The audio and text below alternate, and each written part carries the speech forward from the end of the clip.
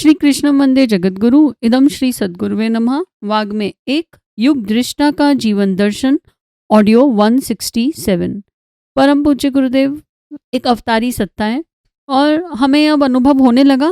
फिर भी इस क्रम में कई सारे प्रमाण दिए जा रहे हैं, हमें हर एंगल से हमें समझाया जा रहा है ताकि हर वर्ग को संतुष्टि मिल सके और परम पूज्य गुरुदेव जिनके अंतःकरण में स्थान बनाना चाहते हैं, जो जन्म जन्मांतर से गुरुदेव से जुड़े हुए हैं, उन तक पहुंच सके। इस क्रम में हमने परम पूज्य गुरुदेव की जन्म कुंडली और अवतारी परंपरा के माध्यम से उनकी दिव्य सत्ता को ज्योतिषीय और आध्यात्मिक दृष्टिकोण से जाना समझा। फिर ज्योतिषीय विश्लेषण से समझा कि 20 सितंबर 1911 के आधार पर यह प्रमाणित होता है कि गुरुदेव साक्षात ईश्वर के अंश और अमर योग के धनी हैं और जिनकी जन्म कुंडली में विश्व गुरु, विश्व योगी और विश्व सम्राट जैसे दुर्लभ योग विद्यमान थे। ये भी समझा कि उनके पास संजीवनी शक्ति थी और वे असाध्य रोगों को दूर करके कायाकल्प करने में समर्थ थे। और ऐसे कई सारे अनुभव भी हमने पढ़े ही हैं इस वाग्मय के क्रम में। फिर हमने देवराह बाबा और उनसे जुड़ा प्रेरक प्रसंग भी जाना पढ़ा, जहां गुरुदेव की सूक्ष्म महानता को स्वीकारते हुए उन्होंने स्पष्ट किया कि उनका कार्य तो दिव्य लोकों से स्वतः ही संपन्न होता है, हम सब बस निमित्त हैं, कठपुतलियां हैं।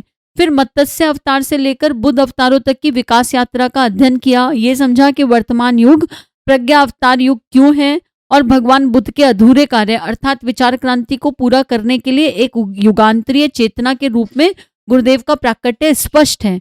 और फिर शस्त्र के स्थान पर श्रद्धा और विवेक के संगम के रूप में जन जन के अंतःकरण को बदलने का काम प्रज्ञा अवतार कर रहे हैं।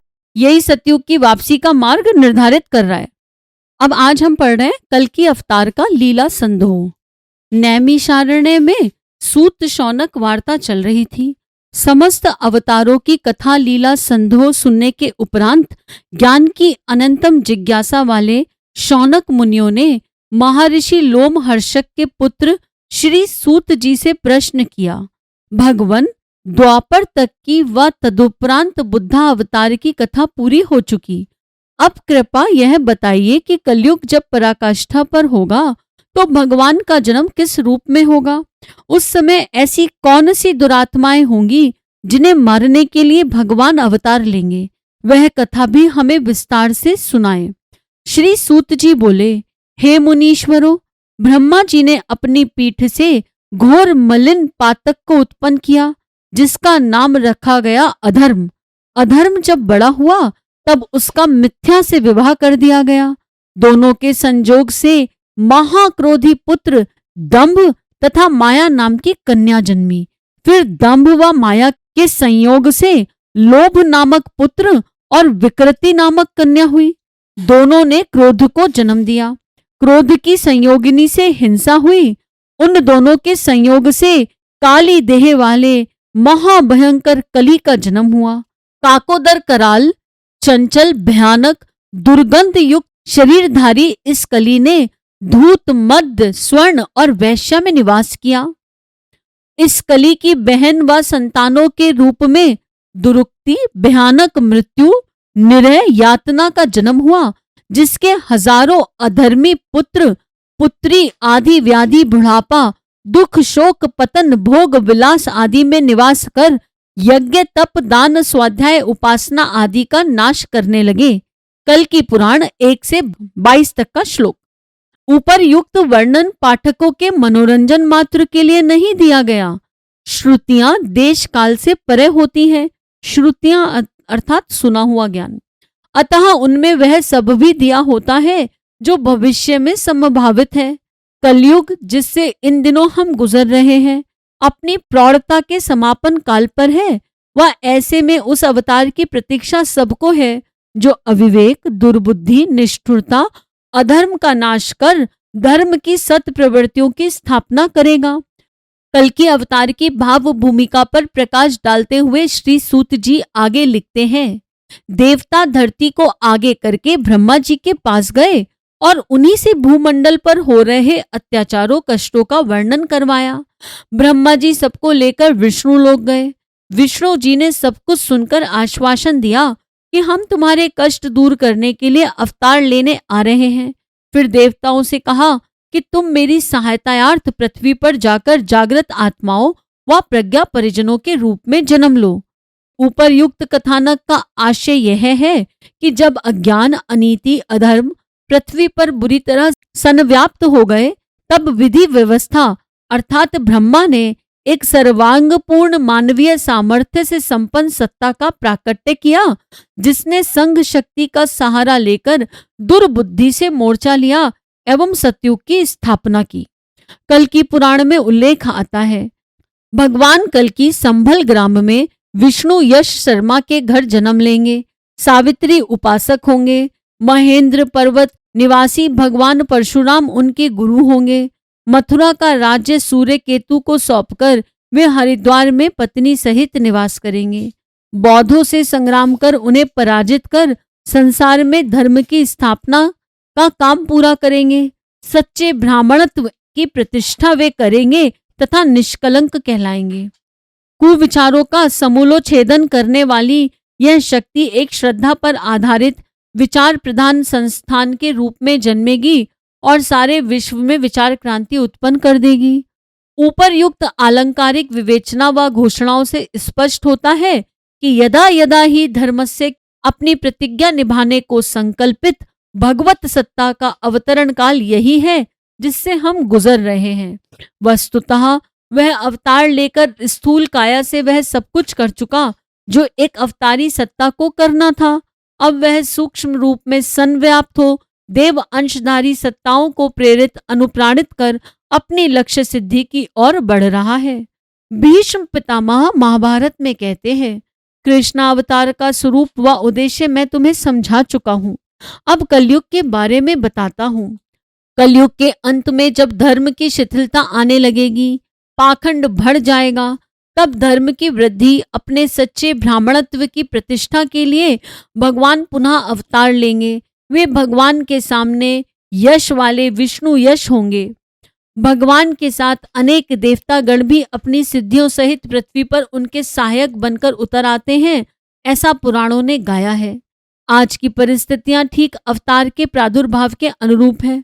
जब सदाचरण का कोई महत्व न रह जाए, संसार की सभी धार्मिक व्यवस्थाएं अस्त व्यस्त हो जाएं, तब मानना चाहिए कि अब कलयुग पूरी तरह प्रौढ़ हो गया और इस प्रौढ़ हुए कलिकाल में ही कीचड़ में कमल की भांति निष्कलंक अवतार के प्रकट होने की संभावना माननी चाहिए।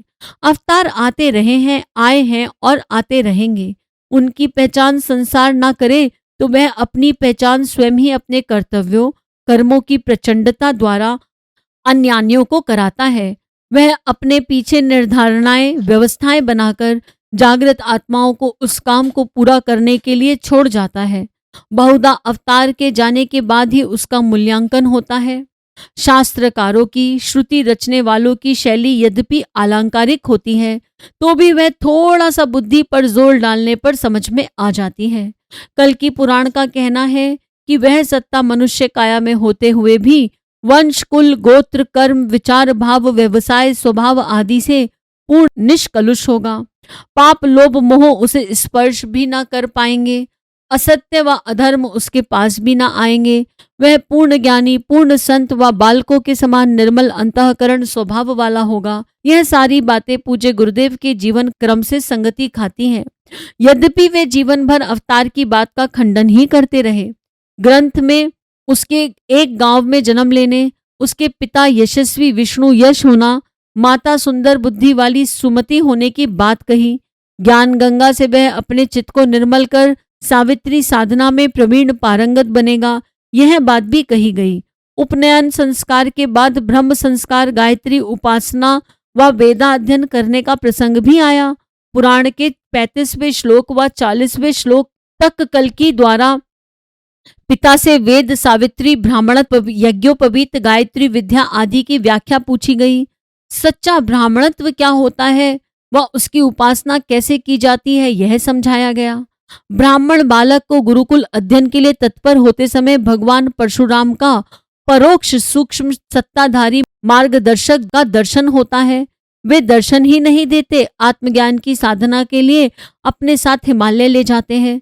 समस्त वेदों का ज्ञान प्राप्त कर वे शिवजी की भस्म रूपी ज्ञान गंगा तथा परशु अर्थात विचारों की तीक्ष्णता रूपी अस्त्र लेकर संसार के उद्धार के लिए चल देते हैं। कल्कि लौटकर अपने ईश्वरीय ऐश्वर्य को प्रकट करते हैं एवं सारे देश में यज्ञ, दान, तपस्या और व्रत करने वाले ब्राह्मण, क्षत्रिय, वैश्य और शूद्र भगवान के कृपा पात्र बनते हैं। ये सभी सहायक भारतवर्ष के प्रत्येक प्रांत से, सभी धर्म संप्रदायों से व विश्व भर से आते हैं। वह युग निर्माण की प्रक्रिया के प्रभाव से सबकी बुद्धि सात्विक, ईश्वर परायण बनती चली जाती है।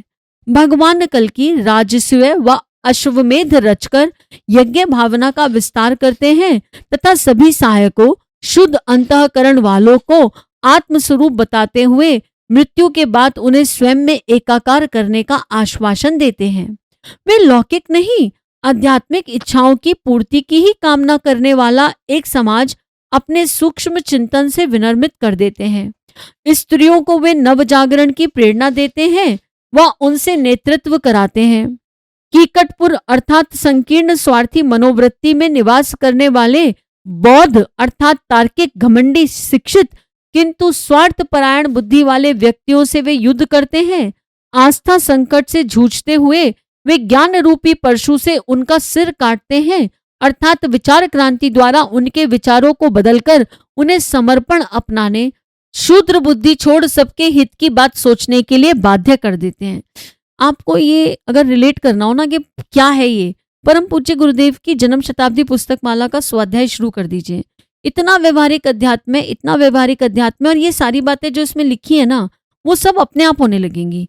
अंतःकरण में अपने आप पवित्रता आ जाएगी, अपने आप दिव्यता आ जाएगी, अपने आप विचारों की, भावनाओं की गहराई आ जाएगी। हम स्वयं दैहिक सारे विचारों को त्याग कर दैविक की ओर अग्रसर होने लगेंगे। कैसे? बस रोज के 2 ऑडियो सुनते चले जाइए, सुनते चले जाइए। जैसे गंगा में नहाने के बाद ये विचार नहीं करना पड़ता कि हम पवित्र हुए कि नहीं हुए। गंगा का चिंतन इतना ज्यादा हो जाता है कि पवित्रता अपने आप जगह बना लेती है। गायत्री करते हुए विचार करना नहीं पड़ता कि कुछ लाभ हुआ कि हानि हुई।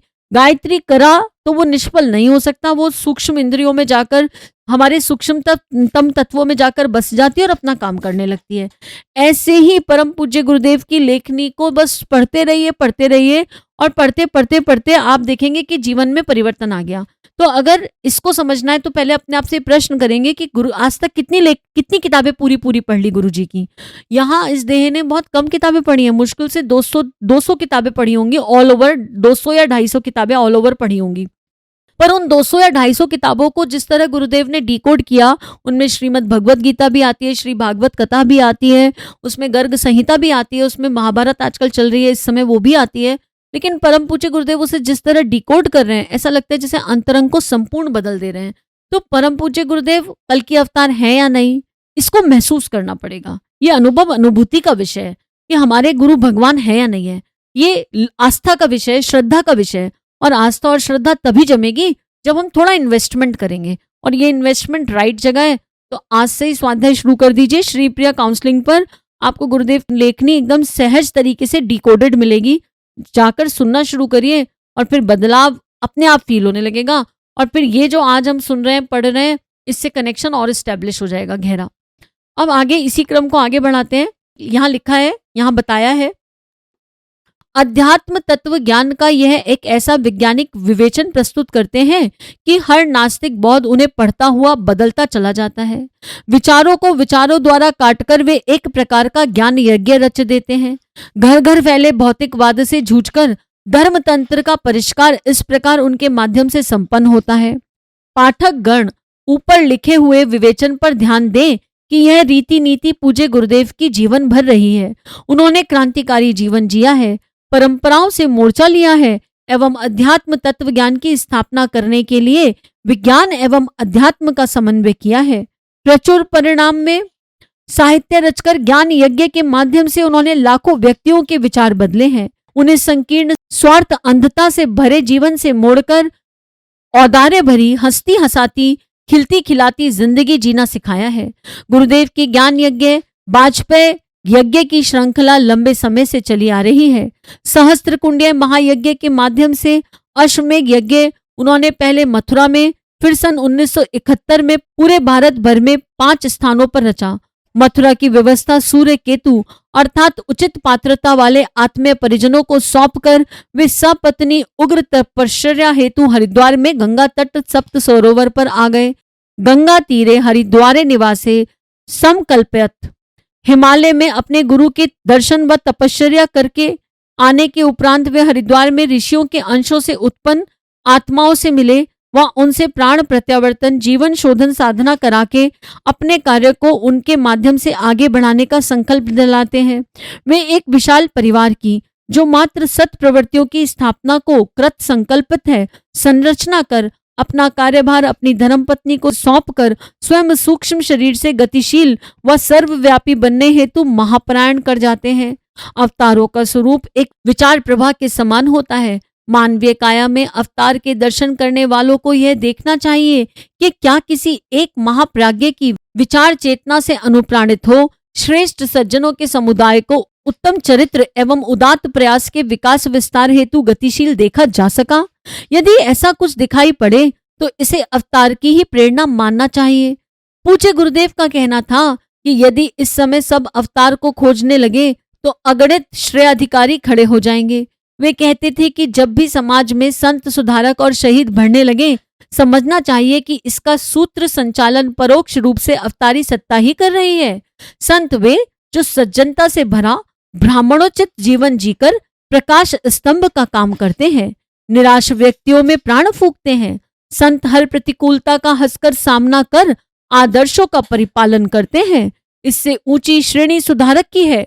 सुधारक को न केवल अपना आपा सुधारना पड़ता है, दूसरों को बदलने के लिए प्राण शक्ति का उपार्जन करना पड़ता है। उनका चरित्र ऊंचा, साहस अधिक, व्यक्तित्व प्रखर व पुरुषार्थ अधिक प्रबल होता है। वे एक हाथ में शास्त्र व दूसरे में शस्त्र लेकर चलते हैं। विचार क्रांति की मशाल यही जलाते हैं। संत सुधारक के बाद तीसरा चरण है शहीद। शहीद वे जो स्व का पर के लिए सब कुछ समर्पित कर देते हैं। यही समर्पण है, शरणागति है। स्वजनों का परामर्श ना मानकर वे अवतार चेतना की प्रेरणा से सारा कार्य करते हैं।